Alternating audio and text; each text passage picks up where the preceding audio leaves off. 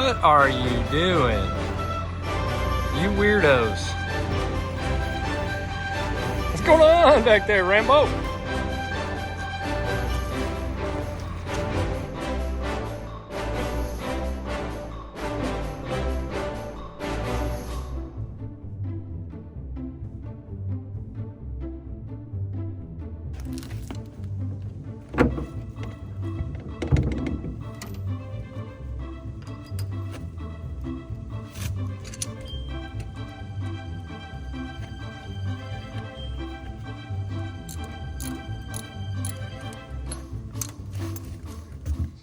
So around the farm, we're always looking for ways that we can save money.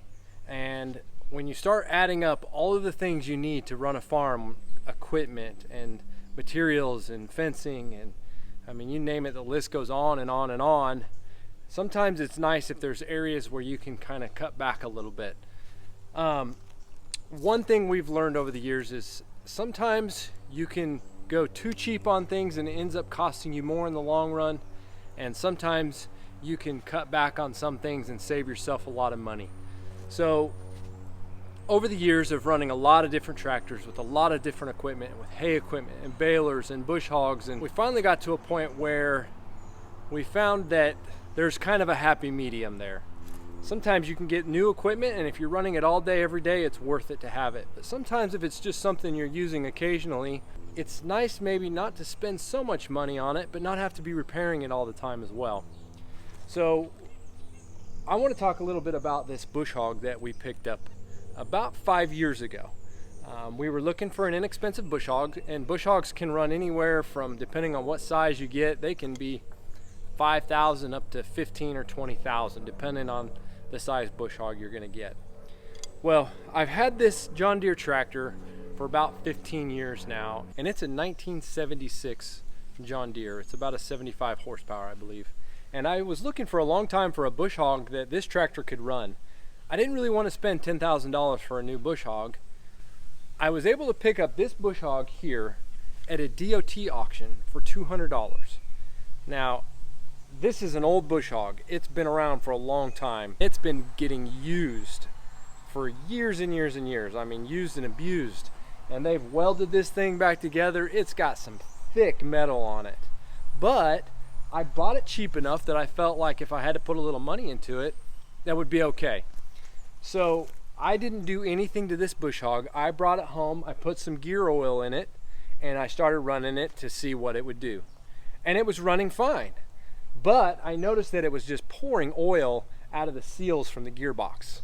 That's not good. I don't want to have to pour oil into this thing all the time. In order to fix the leaky seals on the bush hog, you have to take the gearbox off, you have to do a whole bunch of work to it. It's a lot of labor, and sometimes it's not worth it on an old bush hog like this. But I was able to find this great stuff.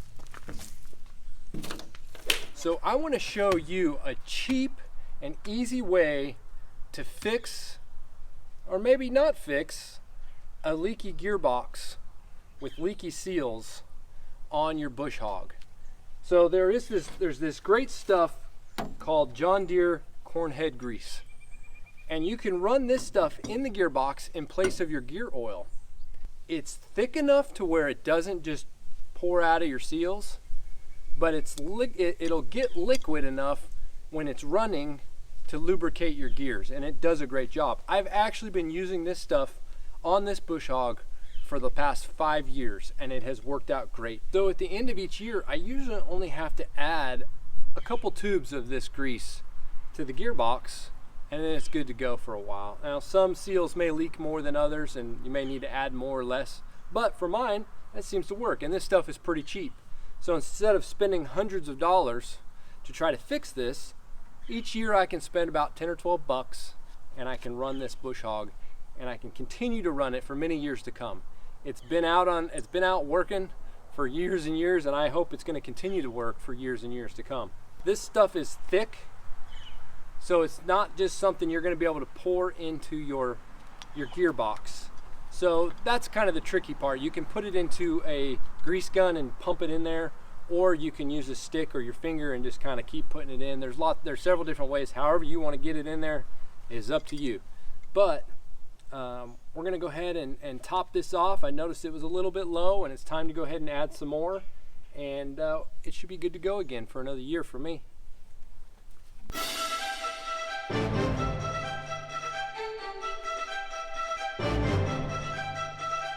So right now the grease is down to about here.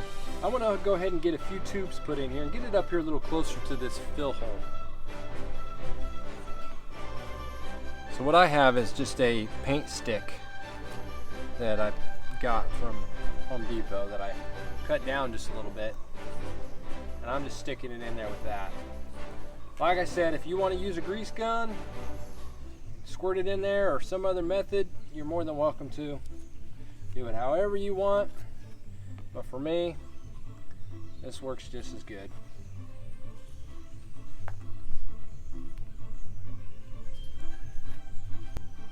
Now, if your gearbox has some gear oil already in it, you may want to go ahead and drain it out or remove it. I'm not sure how this stuff would react with gear oil that's already in there. I've never done it that way. It may work fine, but to be on the safe side, I would try to get as much of it out as possible, just so that it's not mixing with this.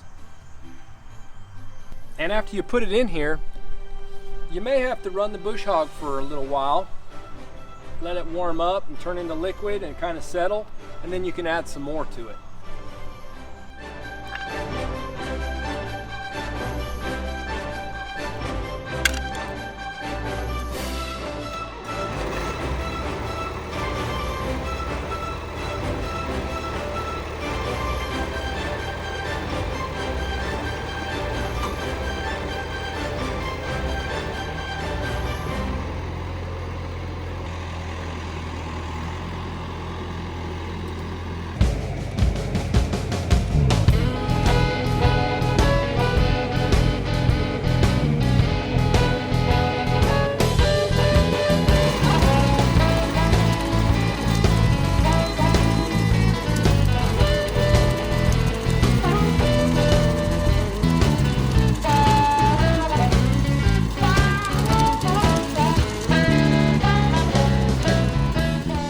There you have it, a quick and easy fix for your older bush hog that's got a leaky seal in the gearbox.